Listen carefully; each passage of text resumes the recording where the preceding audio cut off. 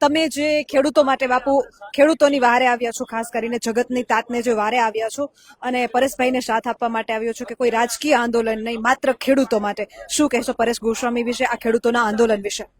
ભારત કૃષિ પ્રધાન દેશ છે અને ખેડૂતો ઉપર રાજકારણ કરે એ કંઈ પણ હોય, પણ માણસના પેટનો હોય જ નહીં. પોતાના રોટલા શેકવા માટે ખેડૂતોને જો કોઈ હાથો બનાવતો હોય ને તો એને મંદિરે કે મસ્જિદે જવાનો કોઈ હક નથી. ધર્મની વાત કરતા હોય તો ધર્મ શું છે?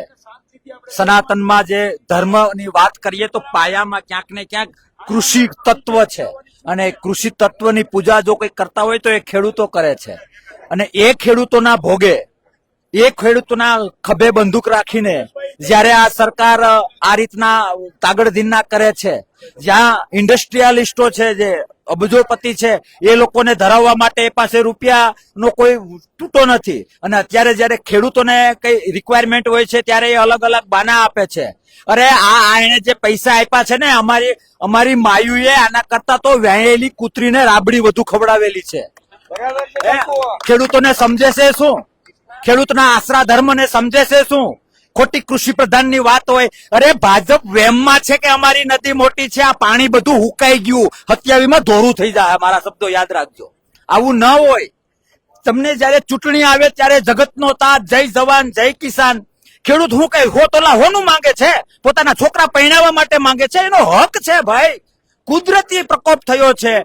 અમે તો ચોખ્ખું કહીએ છીએ, હોર થાય તો સરકારની જવાબદારી છે કે નહીં?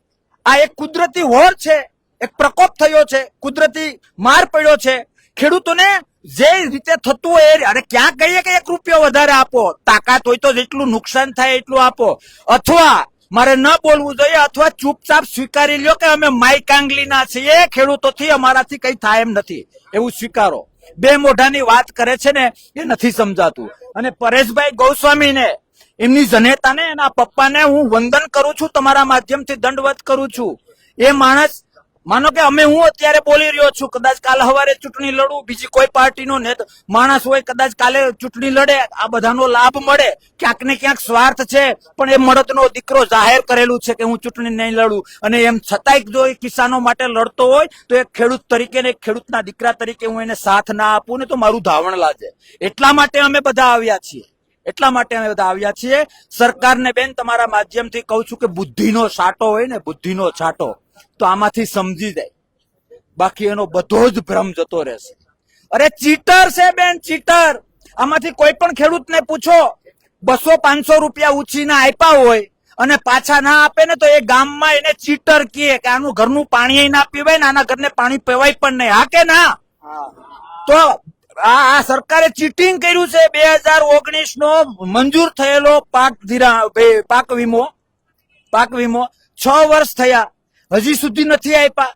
6 વર્ષ તમારા પૈસા હું મારી પાસે રાખું, તમને બાના આપ્યા કરું તો હું ચીટર કહેવાવ કે નહીં? જો હા, તો સરકાર ડંકાની ચોટ ઉપર ચીટર છે અને ખેડૂતોની ચીટ કરી છે.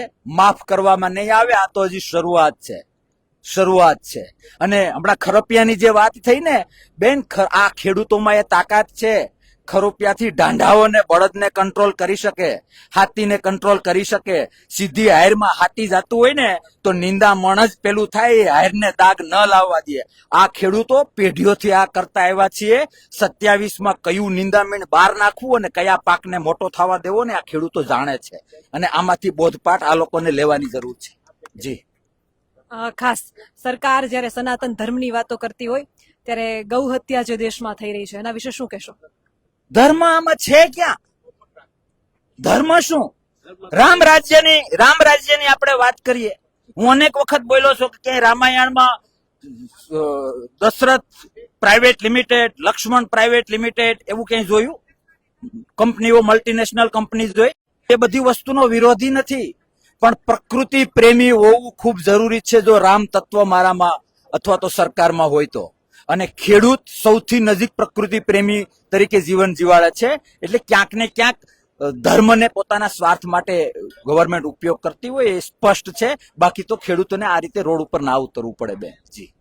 10,000 કરોડના સહાય પેકેજને તમે કઈ રીતે જોઈ રહ્યા છો? બટકું નાખ્યું છે. ખેડૂતોને એ લોકો શું સમજે છે કયા બાબતે? જે ઇન્ડસ્ટ્રી રોકાણોમાં જે કરોડોની જમીન હોય એ એક એક રૂપિયામાં આપી દેવામાં આવે છે, એની સાથે આ સરખામણી કરો તો બટકા કરતા પણ આ અપમાન છે. આવું ન ચાલે બેન. અને મને તો હજી એક બીજો ડાઉટ છે, આજ સુધી કોઈએ પેલું નથી કર્યું. એ લોકો જે સહાય આપશે પછી અને જે પેલો ટેકાના ભાવે જમીન પેલું લે છે ને ભાઈ, પાક આપણો મોસમ જે લે છે, પાછળથી 3 એકા ના કાઢે કે તમારો માલ અમે ટેકા ભાવેથી લીધો એટલે 3500 તમને નહીં આપીએ. આવા નાટક કરવામાં હોશિયાર છે. આવું ન કરે તો વિશેષ સારું. જી.